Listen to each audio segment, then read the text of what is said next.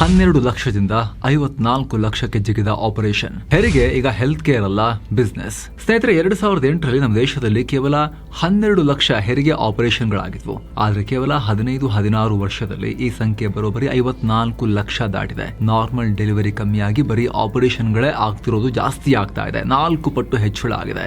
ಇವತ್ತು ನೀವು ನಿಮ್ಮ ಪತ್ನಿಯನ್ನ ಅಥವಾ ಮಗಳನ್ನ ಅಥವಾ ಸೊಸೆಯನ್ನ ಡೆಲಿವರಿಗಾಗಿ ಯಾವ್ದಾದ್ರೊಂದು ಪ್ರೈವೇಟ್ ಹಾಸ್ಪಿಟಲ್ಗೆ ಕರ್ಕೊಂಡು ಹೋದ್ರೆ ಅಲ್ಲಿ ನಾರ್ಮಲ್ ಡೆಲಿವರಿ ಆಗೋ ಚಾನ್ಸಸ್ ತುಂಬಾ ಕಮ್ಮಿ. 50-50 ಅಂದ್ರೆ ಒಂದು ಕಾಯಿನ್ ಚಿಮ್ಮಿದ ಹಾಗೆ.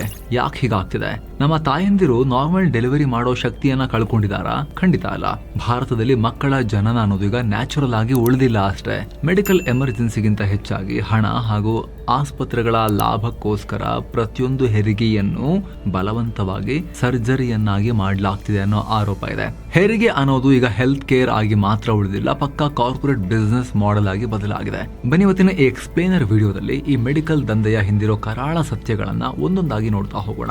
ಸೇಮ್ ಟೈಮ್ ವೆರಿ ಇಂಪಾರ್ಟೆಂಟ್, ಯಾವಾಗ ಡಾಕ್ಟರ್ ಹತ್ರ ಆರ್ಗ್ಯೂ ಮಾಡಬಾರ್ದು.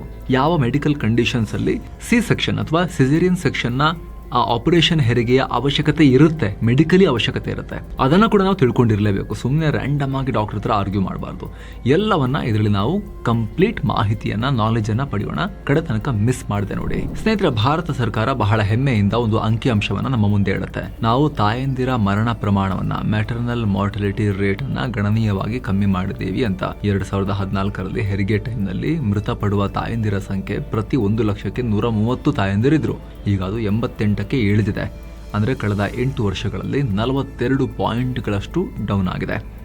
ಇದು ಖಂಡಿತ ದೊಡ್ಡ ಸಾಧನೆ, ನಾವಿದನ್ನ ಸಂಭ್ರಮಿಸಬೇಕು. ಆದರೆ ಈ ಹೆಮ್ಮೆಯ ಫಿಗರ್ಸ್ ಹಿಂದೆ ಒಂದು ಸತ್ಯ ಕೂಡ ಅಡಗಿದೆ ನೋಡಿ. ವಿಶ್ವ ಆರೋಗ್ಯ ಸಂಸ್ಥೆ ಅಥವಾ WHO ಹೆರಿಗೆ ವಿಚಾರದಲ್ಲಿ ಸ್ಪಷ್ಟವಾದ ಗೈಡ್ ಲೈನ್ಸ್ ಕೊಟ್ಟಿದೆ. ಯಾವುದೇ ಒಂದು ಸಮಾಜದಲ್ಲಿ ಅಥವಾ ದೇಶದಲ್ಲಿ ಸಿ ಸೆಕ್ಷನ್ ಅಂದರೆ ಸಿಸೇರಿಯನ್ ಆಪರೇಷನ್ ಮೂಲಕ ಹುಟ್ಟೋ ಮಕ್ಕಳ ಪ್ರಮಾಣ ಕೇವಲ 10-15% ಒಳಗಡೆ ಇರಬೇಕು. ಯಾವಾಗ ಈ ಆಪರೇಷನ್ ಪ್ರಮಾಣ 10% ಹತ್ತಿರ ಬರುತ್ತೋ ಆಗ ತಾಯಿ ಮತ್ತು ಮಗುವಿನ ಸಾವಿನ ಪ್ರಮಾಣ ಕಮ್ಮಿ ಆಗುತ್ತೆ ಅಂತ. ಆದರೆ ಈ 10-15%ಗಿಂತ ಜಾಸ್ತಿ ಆಪರೇಷನ್ಗಳು ನಡೆದ್ರೆ ಅದರಿಂದ ಯಾವುದೇ ರೀತಿಯ ಹೆಚ್ಚುವರಿ ಲಾಭ ಇಲ್ಲ ಅಂತ ಕೂಡ WHO ಖಡಾಖಂಡಿತವಾಗಿ ಹೇಳಿದೆ. ಅಂದರೆ 15%ಗಿಂತ ಹೆಚ್ಚಿಗೆ ಆಗೋ ಪ್ರತಿಯೊಂದು ಆಪರೇಷನ್ ಕೂಡ ಅನಗತ್ಯ ಅಂತ WHO ಹೇಳ್ತಾ ಇದೆ.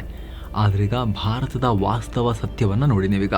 ನಮ್ಮ ನ್ಯಾಷನಲ್ ಫ್ಯಾಮಿಲಿ ಹೆಲ್ತ್ ಸರ್ವೆನ ಅಧಿಕೃತ ರಿಪೋರ್ಟ್ ಪ್ರಕಾರ ಭಾರತದಲ್ಲಿ ಏನಾಗ್ತಿದೆ, 2005-6ನೇ ಇಸವಿಯಲ್ಲಿ NFHS3 ಪ್ರಕಾರ ಭಾರತದಲ್ಲಿ ಆಪರೇಷನ್ ಆಗ್ತಾ ಇದ್ದ ಹೆರಿಗೆಗಳ ಪ್ರಮಾಣ ಕೇವಲ 8.5% ಇತ್ತು.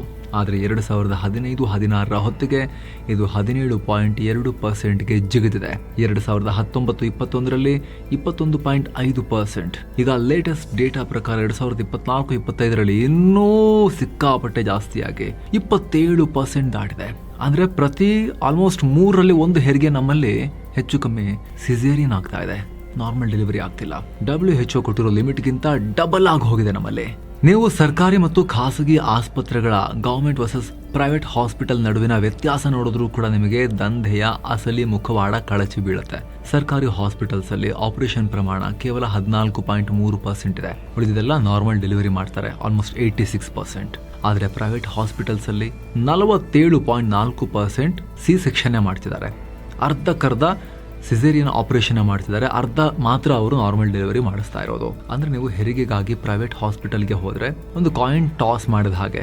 ಹೆಡ್ ಬಿದ್ರೆ ನಾರ್ಮಲ್ ಡೆಲಿವರಿ, ಟೇಲ್ ಬಿದ್ರೆ ಆಪರೇಷನ್. 50-50 ಚಾನ್ಸ್. ರಾಜ್ಯವಾರು ಲೆಕ್ಕ ಹಾಕಿದ್ರೆ ಪರಿಸ್ಥಿತಿ ಇನ್ನೂ ಕೈ ಮೀರಿದೆ. ತೆಲಂಗಾಣವನ್ನ ತಗೊಂಡ್ರೆ ಅಲ್ಲಿನ ಸಿ ಸೆಕ್ಷನ್ ರೇಟ್ 60.7%. ಹುಟ್ಟೋ 100ರಲ್ಲಿ 60 ಮಕ್ಕಳು ಹೊಟ್ಟೆ ಸೀಳಿನೇ ಹೊರಬರ್ತಿದ್ದಾರೆ. ತಮಿಳುನಾಡಿನಲ್ಲಿ 44.9%, ಆಂಧ್ರದಲ್ಲಿ 42%, ಜಮ್ಮು ಕಾಶ್ಮೀರದಲ್ಲಿ 41.7%, ಗೋವಾದಲ್ಲಿ 39.5%, ಕೇರಳದಲ್ಲಿ 38.9% ಇದೆ. ಕರ್ನಾಟಕದಲ್ಲೂ ಕೂಡ 46%ನಿಂದ 50% ಹೆರಿಗೆಗಳು ಸಿಸೇರಿಯನ್ ಮೂಲಕ, ಆಪರೇಷನ್ ಮೂಲಕ ನಡೀತಾ ಇವೆ. ಇಡೀ ದೇಶದಲ್ಲಿ ಅತಿ ಕಡಿಮೆ ಆಪರೇಷನ್ ಆಗ್ತಿರೋದು ನಾಗಾಲ್ಯಾಂಡ್ ನಲ್ಲಿ ಮಾತ್ರ. ಅಲ್ಲಿ ಈ ಪ್ರಮಾಣ ಎಷ್ಟಿದೆ ಗೊತ್ತಾ? ಬರೀ 5.2%. ನಾಗಾಲ್ಯಾಂಡ್ ನಲ್ಲಿ 100ರಲ್ಲಿ ಬರೀ 5 ಜನಕ್ಕೆ ಮಾತ್ರ ಸಿಸೇರಿಯನ್ ಆಪರೇಷನ್ ಆಗಿ ಮಕ್ಕಳು ಹುಡ್ತಿರೋದು, ಉಳಿದವರಿಗೆಲ್ಲ ನಾರ್ಮಲ್ ಡೆಲಿವರಿ ಆಗ್ತಾ ಇದೆ. ಹಾಗಿದ್ರೆ ನಮ್ಮ ತಾಯಂದಿರು ಇದ್ದಕ್ಕಿದ್ದ ಹಾಗೆ ನ್ಯಾಚುರಲ್ ಆಗಿ ಮಗುವನ್ನ ಹೆರೋ ಶಕ್ತಿಯನ್ನ ಕಳ್ಕೊಂಡಿದಾರಾ? ಖಂಡಿತ ಇಲ್ಲ. ಬದಲಾಗಿ ಮೆಡಿಕಲ್ ಸಿಸ್ಟಮ್ ಅವ್ರನ್ನ ಹಾಗೆ ಮಾಡ್ತಿದೆ ಅನ್ನೋದು ಇಲ್ಲಿರೋ ಆರೋಪ. ನಾರ್ಮಲ್ ಹೆರಿಗೆಯಿಂದ ಡಾಕ್ಟರ್ಗೆ ಲಾಭ ಇಲ್ವಾ? ಸಿಸೇರಿಯನ್ ಹಿಂದಿನ ಸೀಕ್ರೆಟ್ ಎಕನಾಮಿಕ್ಸ್. ಒಂದು ನಾರ್ಮಲ್ ಡೆಲಿವರಿ ಆಗಬೇಕು ಅಂದ್ರೆ ಅದಕ್ಕೆ ಯಾವುದೇ ನಿರ್ದಿಷ್ಟ ಟೈಮ್ ಟೇಬಲ್ ಇರೋದಿಲ್ಲ. ಲೇಬರ್ ಪೇನ್ ಶುರುವಾದ ಮೇಲೆ 8 ಗಂಟೆ ಹಿಡಿಬಹುದು, 12 ಗಂಟೆ ಹಿಡಿಬಹುದು, ಅಥವಾ ಇಡೀ ದಿನ ಕೂಡ ಬೇಕಾಗಬಹುದು. ಡಾಕ್ಟರ್ಗಳು, ನರ್ಸ್ಗಳು ಇಡೀ ರಾತ್ರಿ ಎಚ್ಚರ ಇದ್ದು ಪೇಷಂಟ್ ಜೊತೆಯಲ್ಲೇ ತಾಳ್ಮೆಯಿಂದ ಇರಬೇಕಾಗುತ್ತೆ. ಇಲ್ಲಿ ರಿಸ್ಕ್ ಜಾಸ್ತಿ ಹಾಗೂ ನಾರ್ಮಲ್ ಡೆಲಿವರಿಗೆ ದುಡ್ಡು ಕೂಡ ಕಮ್ಮಿ ಬಿಲ್. ಅದೇ ಒಂದು ಸಿ ಸೆಕ್ಷನ್ ಅಂದ್ರೆ ಹೇಗಿರುತ್ತೆ? ಪಕ್ಕಾ ಪ್ಲ್ಯಾಂಡ್ ಆಪರೇಷನ್. ಕೇವಲ 45 ನಿಮಿಷದಿಂದ 1 ಗಂಟೆ ಒಳಗಡೆ ಇಡೀ ಆಪರೇಷನ್ ಮುಗಿದು ಹೋಗುತ್ತೆ. ವೈದ್ಯರು ತಮ್ಮ ಇಡೀ ದಿನದ ಸ್ಕೆಡ್ಯೂಲ್ ಅನ್ನು ಆರಾಮಾಗಿ ಪ್ಲಾನ್ ಮಾಡ್ಕೋಬಹುದು. ಒಂದೇ ದಿನಕ್ಕೆ ಮಲ್ಟಿಪಲ್ ಡೆಲಿವರೀಸ್ ಮಾಡ್ಬೋದು. ಕೆಲ ಡಾಕ್ಟರ್ಗಳಂತೂ ಒಂದು ಸೆಷನ್ ಬೆಳಿಗ್ಗೆ ಬಂದರೆ ಮಧ್ಯಾಹ್ನ ಒಂದು ಊಟ ಟೈಮ್ ಒಳಗಡೆ ಒಂದು 3-4 ಡೆಲಿವರಿ ಮಾಡಿ ಹೋಗ್ಬಿಡ್ತಾರೆ ಸಿ ಸೆಕ್ಷನ್. ನಮ್ಮದೇ ದೇಶದ NFHS4 ರಿಪೋರ್ಟ್ ಪ್ರಕಾರ ಪ್ರೈವೇಟ್ ಹಾಸ್ಪಿಟಲ್ಗಳಲ್ಲಿ ಒಂದು ನಾರ್ಮಲ್ ಡೆಲಿವರಿಗೆ ವ್ಯಕ್ತಿಯ ಸ್ವಂತ ಜೇಬಿನಿಂದ ಸರಾಸರಿ 10,814 ರೂಪಾಯಿ ಖರ್ಚಾಗುತ್ತೆ. ಅದೇ ಆಪರೇಷನ್ ಆದರೆ ಬಿಲ್ ಮಿನಿಮಮ್ 23-25 ಸಾವಿರ ರೂಪಾಯಿ ದಾಟ್ ಹೋಗುತ್ತೆ. ಮಿನಿಮಮ್ ಹೇಳ್ತಿರೋದು ನಿಮಗೆ. ಒಳ್ಳೊಳ್ಳೆ ಪ್ರೈವೇಟ್ ಹಾಸ್ಪಿಟಲ್ ಅಂದರೆ ಸೀದಾ 1.5 ಲಕ್ಷ ರೂಪಾಯಿನೂ ಇದೆ, 2 ಲಕ್ಷ ರೂಪಾಯಿನೂ ಇದೆ. ಮಿಡ್ ಲೆವೆಲ್ ಅಂತ ಹೇಳಿದ್ರೆ 50-60 ಸಾವಿರ ರೂಪಾಯಿನೂ ಕೂಡ ಇದೆ ಸಿ ಸೆಕ್ಷನ್ ಆಪರೇಷನ್ಗೆ. ಇಡೀ ದೇಶದಲ್ಲಿ ತುಂಬ ಲೋ, ತುಂಬ ಹೈ ಆವ್ರೇಜ್ ತೆಗೆದ್ರು ಕೂಡ 23-25 ಸಾವಿರ ರೂಪಾಯಿ ಮಿನಿಮಮ್ ಆಗುತ್ತೆ. ಡಬಲ್ಗಿಂತನೂ ಜಾಸ್ತಿ ನಾರ್ಮಲ್ ಡೆಲಿವರಿ ಕಂಪೇರ್ ಮಾಡಿದ್ರೆ. ಏನೋ ಸರ್ಕಾರದಲ್ಲಿ ಜನನಿ ಸುರಕ್ಷಾ ಯೋಜನೆಯಂತಹ ಸ್ಕೀಮ್ಗಳಲ್ಲೇ ನೋಡಿದ್ರು ಕೂಡ ಪ್ರೈವೇಟ್ ವೈದ್ಯರಿಗೆ ನಾರ್ಮಲ್ ಡೆಲಿವರಿ ಮಾಡಿದ್ರೆ 1,400ರಿಂದ 1,500 ರೂಪಾಯಿ ಸಿಗುತ್ತೆ. ಅದೇ ಸಿ ಸೆಕ್ಷನ್ ಮಾಡಿದ್ರೆ 4,000ದಿಂದ 6,000 ರೂಪಾಯಿ ಸಿಗುತ್ತೆ.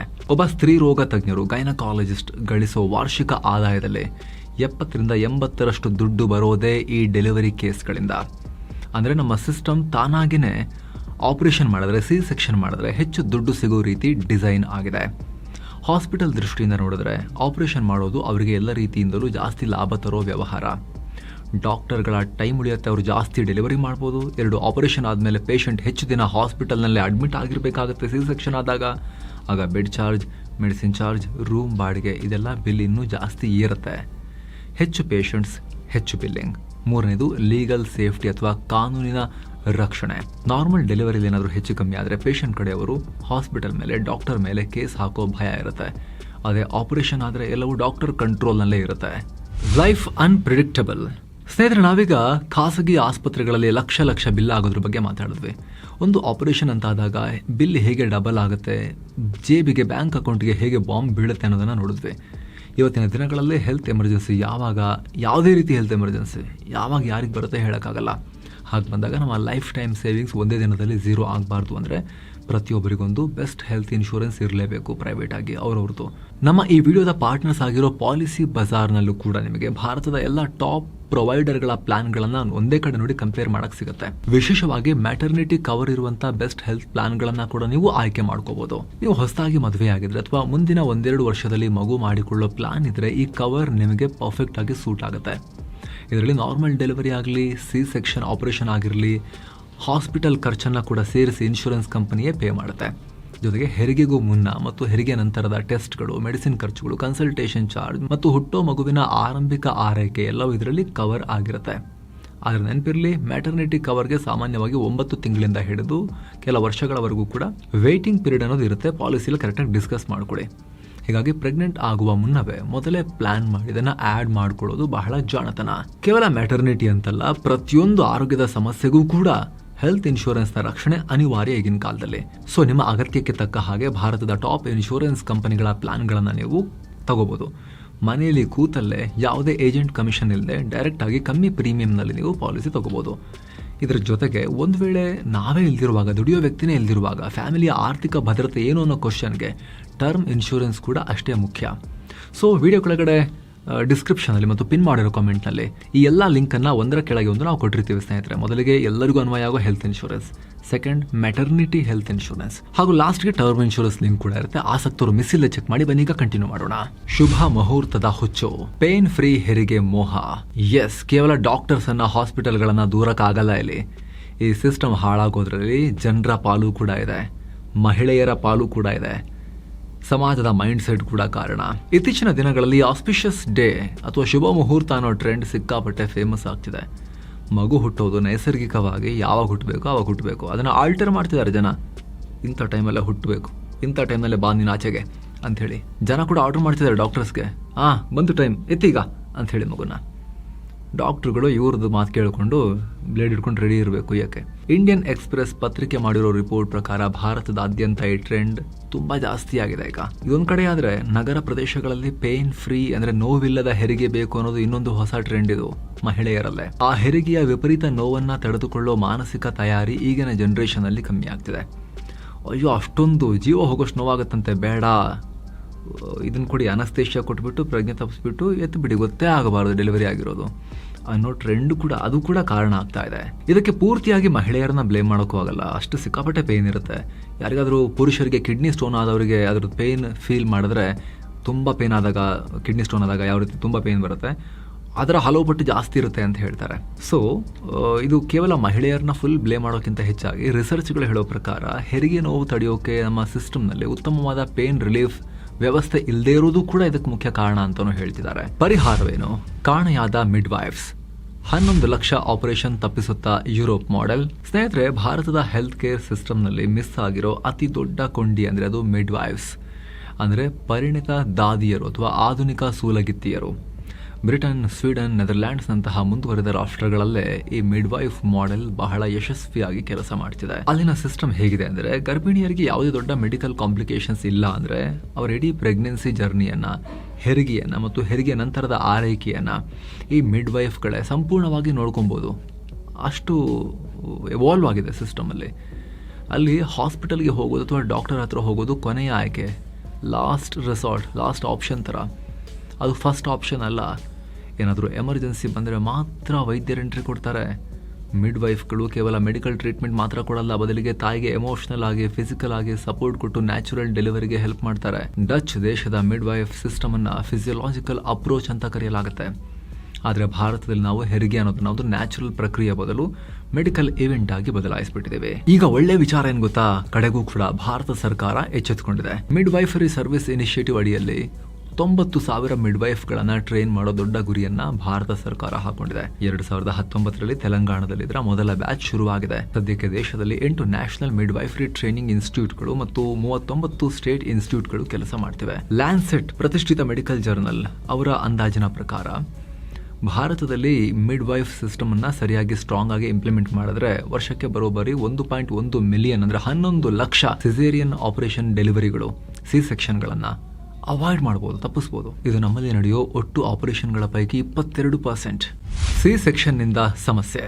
ನಮ್ಮಲ್ಲಿ ಬಹಳ ಜನ ಅಂದ್ಕೊಂಡಿರೋದೇನು ಅಂತ ಹೇಳಿದ್ರೆ, ಆಪರೇಷನ್ ಮಾಡಿಸಿ ಮಗು ಹುಟ್ಟಿದ್ರೆ ಸೇಫ್ ಆಗಿ ಬೇಗ ಮಗು ಹೊರ ಬರುತ್ತೆ ಅಂತ. ಆದರೆ ಫ್ಯೂಚರ್ನಲ್ಲಿ ಅವರು ತೆರಬೇಕಾಗಿರೋ ಬೆಲೆ ಜಾಸ್ತಿ ಇದೆ. ನಿಸರ್ಗದ ನಿಯಮಗಳನ್ನು ಮೀರಿ ಮಾಡೋ ಈ ಆಪರೇಷನ್ಗಳಿಂದ ತಾಯಿ ಮತ್ತು ಮಗು ಇಬ್ಬರ ಮೇಲೂ ಕೂಡ ಪರಿಣಾಮ ಆಗುತ್ತೆ. ಮೊದಲನೇದಾಗಿ ತಾಯಿಗೆ ಆಗೋ ಶಾರ್ಟ್ ಟರ್ಮ್ ಮತ್ತು ಲಾಂಗ್ ಟರ್ಮ್ ಅಪಾಯಗಳನ್ನು ನೋಡೋಣ.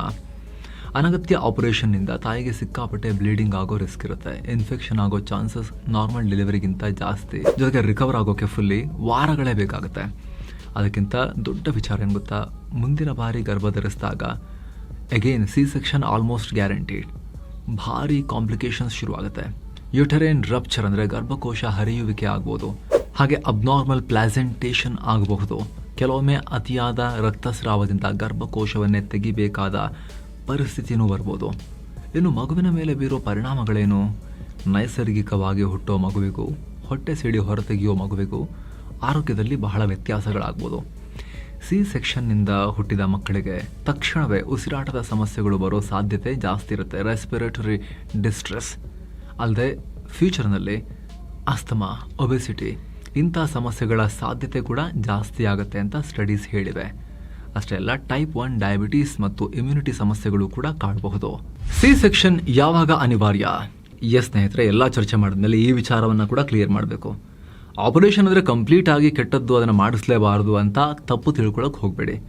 ನಾರ್ಮಲ್ ಡೆಲಿವರಿ ಆಗಲೇಬೇಕು ಅನ್ನೋ ಹಠಕ್ಕೆ ಬಿದ್ದು ತಾಯಿ ಮತ್ತು ಮಗುವಿನ ಪ್ರಾಣವನ್ನು ರಿಸ್ಕ್ಗೂ ದೂಡಬಾರ್ದು.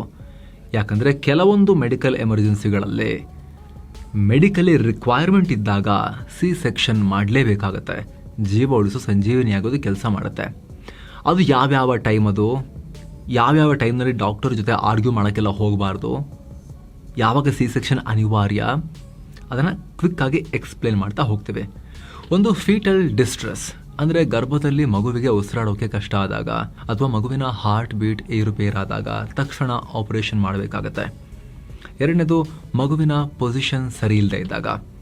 ಮಗು ಹೊಟ್ಟೆಯಲ್ಲಿ ಅಡ್ಡ ಅಥವಾ ತಿರುಗಿ ಅಂದರೆ ಬ್ರೀಚ್ ಪೊಸಿಷನ್ನಲ್ಲಿ ಇದ್ದಾಗ, ಮಗುವಿನ ತಲೆ ಕೆಳಗಡೆ ಬರ್ತ್ ಕೆನಾಲ್ ಕಡೆಗೆ ತಿರುಗದೇ ಇದ್ದಾಗ ನಾರ್ಮಲ್ ಡೆಲಿವರಿ ಕಷ್ಟ. ಆಗ ಸಿ ಸೆಕ್ಷನ್ನೇ ಮಾಡಬೇಕು ಅಂತ ಡಾಕ್ಟರ್ಸ್ ನಿಮಗೆ ಹೇಳ್ತಾರೆ. 3ನೇದು ಹೊಕ್ಕುಳ ಬಳ್ಳಿಯ ಸಮಸ್ಯೆ. ಹೊಕ್ಕುಳ ಬಳ್ಳಿ ಮಗುವಿಗಿಂತ ಮೊದಲೇ ಗರ್ಭಕೋಶದ ದ್ವಾರಕ್ಕೆ ಅಡ್ಡ ಬಂದರೆ ಅಥವಾ ಮಗುವಿನ ಕುತ್ತಿಗೆಗೆ ಸುತ್ತ ಹಾಕೊಳ್ಳೋ ಸಿಚುವೇಶನ್ ಇದ್ದಾಗ ರಿಸ್ಕ್ ತಗೊಳ್ಳೋಕ್ಕೆ ಆಗಲ್ಲ. ನೆಕ್ಸ್ಟ್ 4ನೇದು ಪ್ಲಾಸೆಂಟಾ ಪ್ರೀವಿಯಾ. ತಾಯಿಯ ಪ್ಲಾಸೆಂಟಾ ಗರ್ಭಕೋಶದ ದ್ವಾರವನ್ನು, ಸರ್ವಿಕ್ಸನ್ನು ಕಂಪ್ಲೀಟ್ ಆಗಿ ಬ್ಲಾಕ್ ಮಾಡಿದಾಗ, ಮುಚ್ಕೊಂಡಾಗ ನಾರ್ಮಲ್ ಡೆಲಿವರಿ ಆಗಲ್ಲ, ಸಿಸೇರಿಯನ್ ಮಾಡೋಣ ಅಂತ ಡಾಕ್ಟರ್ ನಿಮಗೆ ಹೇಳ್ತಾರೆ. 5ನೇದು ತಾಯಿಯ ಆರೋಗ್ಯದಲ್ಲಿ ಏರುಪೇರು. ತಾಯಿಗೆ ವಿಪರೀತ BP, ಹೈ BP ಇದ್ದಾಗ ಅಥವಾ ಪ್ರೀ ಎಗ್ಲಾಮ್ಸಿಯಾ ಇದ್ದಾಗ ಅಥವಾ ತಾಯಿಗೆ ಮಧುಮೇಹ ಇದ್ದು ಮಗುವಿನ ತೂಕ ವಿಪರೀತ ಹೆಚ್ಚಾಗಿದ್ದಾಗ, ಜೊತೆಗೆ ಸಡನ್ನಾಗಿ ವೆಯ್ಟ್ ಮಾಡಿ BP ಲೋ ಆಗಿಬಿಟ್ರೆ ಅಂಥ ಟೈಮ್ನಲ್ಲೂ ಕೂಡ ಡಾಕ್ಟರ್ ನಿಮಗೆ ಸಜೆಸ್ಟ್ ಮಾಡ್ತಾರೆ ಸಿ ಸೆಕ್ಷನ್ ಮಾಡಬೇಕಾಗತ್ತೆ ಅಂತ. ಅದು ಕನ್ಫರ್ಮ್ ಆದರೆ, ಈ ರೀತಿ ಕಂಡೀಷನ್ ಇರೋದು ಕನ್ಫರ್ಮ್ ಆದರೆ, ನಿಮ್ಮ ಮತ್ತು ಡಾಕ್ಟರ್ ನಡುವೆ ಟ್ರಸ್ಟ್ ಇದ್ದಾಗ ಡಾಕ್ಟರ್ ಜೊತೆ ಆರ್ಗ್ಯೂ ಮಾಡೋಕ್ಕೆ ದಯವಿಟ್ಟು ಹೋಗಬೇಡಿ ಸ್ನೇಹಿತರೆ. ಹಾಗಾಗಿ ಸ್ನೇಹಿತರೆ, ಫೈನಲಿ ಒಂದಷ್ಟು ಕಟ್ಟುನಿಟ್ಟಾಗಿ ಇದನ್ನೆಲ್ಲ ಮಾನಿಟರಿಂಗ್ ಮಾಡಬೇಕು, ಆಡಿಟಿಂಗ್ ಆಗಬೇಕು, ನಿಯಮ ಮತ್ತು ಆಡಿಟಿಂಗ್ ಬರಬೇಕು. ಭಾರತ ಸರ್ಕಾರ ಲಕ್ಷ್ಯ ಅನ್ನೋ ಪ್ರೋಗ್ರಾಮ್ ಅಡಿಯಲ್ಲಿ ಸರ್ಕಾರಿ ಹಾಸ್ಪಿಟಲ್ಸಲ್ಲಿ ಸಿ ಸೆಕ್ಷನ್ ಆಡಿಟನ್ನು ಶುರು ಮಾಡಿದೆ. ಅಂದರೆ ಯಾವ ಮೆಡಿಕಲ್ ಎಮರ್ಜೆನ್ಸಿಗೆ ನೀವು ಆಪರೇಷನ್ ಮಾಡಿದ್ರಿ ಅಂತ ಹಾಸ್ಪಿಟಲ್ಸ್ ಪಕ್ಕಾ ಲೆಕ್ಕ ಮತ್ತು ಡಾಕ್ಯುಮೆಂಟೇಷನ್ ಕೊಡಬೇಕು. ಹಾಗೆ CGHS ಪ್ಯಾನಲ್ನಲ್ಲಿರೋ ಎಲ್ಲ ಹಾಸ್ಪಿಟಲ್ಸ್ ಒಂದು ರೂಲನ್ನು ಫಾಲೋ ಮಾಡಲೇಬೇಕು. ತಮ್ಮಲ್ಲಿ ಎಷ್ಟು ನಾರ್ಮಲ್ ಡೆಲಿವರಿ ಆಗ್ತಾ ಇದೆ, ಎಷ್ಟು ಆಪರೇಷನ್ ಆಗ್ತಿದೆ ಅನ್ನೋದನ್ನು ರಿಸೆಪ್ಷನ್ನಲ್ಲೇ ಡಿಸ್ಪ್ಲೇ ಮಾಡಬೇಕು ಅವರು. ಆದರೆ ಈ ಆಡಿಟ್ ಕೇವಲ ಸರ್ಕಾರಿ ಹಾಸ್ಪಿಟಲ್ಸ್ಗೆ ಸೀಮಿತ ಆಗಬಾರ್ದು, ಪ್ರತಿಯೊಂದು ಪ್ರೈವೇಟ್ ಹಾಸ್ಪಿಟಲ್ಸ್ಗೂ ಇದು ಬರಬೇಕು. ಮತ್ತು ಅತಿ ಮುಖ್ಯವಾಗಿ ಇನ್ಫಾರ್ಮ್ಡ್ ಕಾನ್ಸೆಂಟ್ನ ವಿಚಾರ.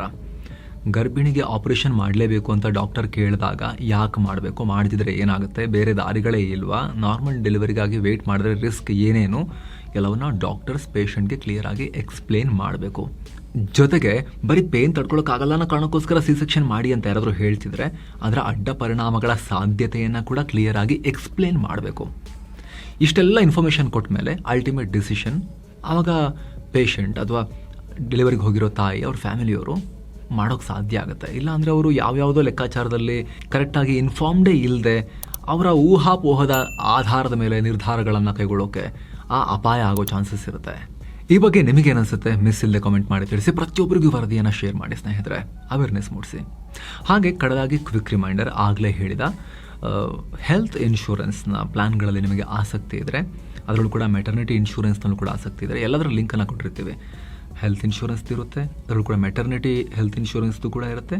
ಆಸಕ್ತರು ಟರ್ಮ್ ಇನ್ಶೂರೆನ್ಸನ್ನು ಕೂಡ ಮಾಡಿಸ್ಬೋದು. 3ರ ಲಿಂಕನ್ನು ಕೂಡ ನಾವು ಡಿಸ್ಕ್ರಿಪ್ಷನ್ ಮತ್ತು ಪಿನ್ ಮಾಡಿರೋ ಕಾಮೆಂಟಲ್ಲಿ ವಿಡಿಯೋ ಕೆಳಗಡೆ ಕೊಟ್ಟಿರ್ತೀವಿ. ಆಸಕ್ತರು ಮಿಸ್ ಇಲ್ಲದೆ ಚೆಕ್ ಮಾಡಿ. ಮತ್ತೆ ಭೇಟಿ ಆಗ್ತಿರೋಣ. ನಮಸ್ಕಾರ.